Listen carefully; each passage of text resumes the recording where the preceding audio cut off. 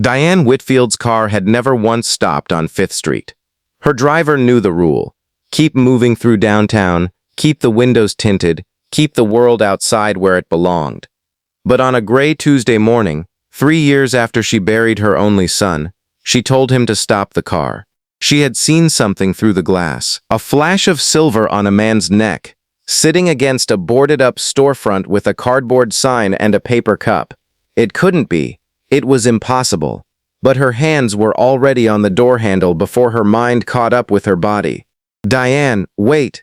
Her assistant Carol started, but she was already out on the sidewalk, walking fast in heels that weren't made for cracked pavement. The man looked up at her with tired eyes, guarded the way people get when they've learned that attention from strangers rarely means good news. He was maybe 50, maybe younger, hard-living ages a face, with a gray beard and a coat 2 sizes too big, and around his neck, on a thin silver chain, hung a small compass pendant. Diane's son Marcus had worn that exact compass every day of his life, until the night he died.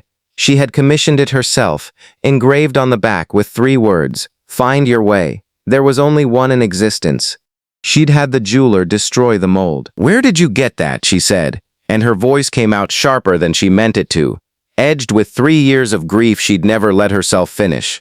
The man's hand went instinctively to the pendant, covering it like she might rip it from him. "It's mine," he said. "Bought it fair, ma'am. Ain't stolen." "That's not possible." Diane's chest was tight. "That necklace belonged to my son. He died 3 years ago. There is no other one like it." People had started to notice, Carol hovering near the car, a woman with a stroller slowing her steps, the driver stepping out uncertainly. The homeless man, whose name she would later learn was Elijah Combs, looked at her for a long moment, weighing something. "Your son," he said slowly. "He go by Marcus? Marcus Whitfield?" The name landed like a blow. Diane had said nothing about a name. "How do you know that?" Elijah closed his eyes, and when he opened them they were wet. "Because I was there the night he died, ma'am. I pulled him out of that car." Diane sat with him for 3 hours that day. First on the sidewalk, then, after she insisted over his protests, in a diner booth 2 blocks away, where he ate slowly, like a man unused to being allowed to take his time with a meal. The story came out in pieces. Elijah had been a rideshare driver once, a good one, before a shoulder injury and the medical bills that followed it took his car, his apartment, and eventually his name off any lease in the city. 3 years ago, on the night that changed both their lives, he'd been walking home along the river road when he saw headlights leave the pavement. Marcus's car had hit ice and gone through the guardrail toward the embankment. Elijah didn't think. He ran, pulled the door open before the car settled, and dragged a bleeding young man 20 feet from a vehicle that was already smoking. Marcus was alive when the ambulance came. He asked Elijah his name.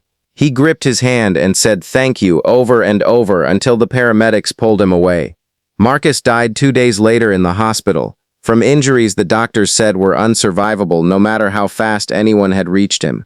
Diane had been told her son died alone at the scene. No one had ever mentioned a rescuer. In the chaos of grief, of funeral arrangements, of the surreal fog of losing a child, the report of a bystander who'd helped had been buried in paperwork nobody read twice. "Why didn't you come forward?" Diane asked. "Why didn't anyone know your name?" Elijah looked down at his hands. "I gave the police my information. Nobody followed up, and I didn't chase it. Wasn't looking for credit for pulling a dying boy out of a car, ma'am." And then, he paused. "Things got hard for me around that same time. Lost my place 2 months later. Wasn't in a position to go knocking on any rich lady's door. And the necklace. He gave it to me," Elijah said quietly, "before the ambulance took him, took it off his own neck and put it in my hand. Said find your way home, like he was giving me the words back. I think he knew. I think some part of him knew he wasn't making it, and he wanted to give somebody something before he went. I never took it off since. Wasn't never gonna sell it, whatever anybody offered."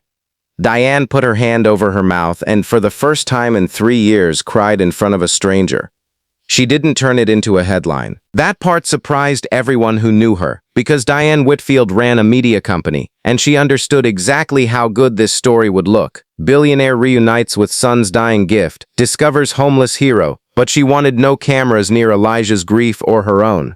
What she did instead was quieter and in its way bigger. She paid off his medical debt. She found him an apartment, not out of pity, but because she asked him what he wanted and listened to the answer. She helped him get his commercial driving license reinstated, and when he said he didn't want charity, only work, she created a position, real, paid, with benefits, managing logistics for a foundation she was starting in Marcus's name, one built to help people fall through fewer cracks than Elijah had. He kept the necklace. She never once asked for it back, though he offered. Your boy wanted somebody to have it who'd remember what it meant. Elijah told her months later, at the foundation's opening. I think he'd rather it stayed with the man he gave it to than sit in a drawer. Diane looked at the compass on his neck, the one she'd once thought only her son would ever wear, and understood that Marcus's last act on Earth had been an act of gratitude toward a stranger who saved him, and that gratitude had rippled forward quietly for 3 years, waiting for her to notice. Find your way, she said softly, reading the old engraving in her memory. He did, Elijah said. Right to you. Woken out to me.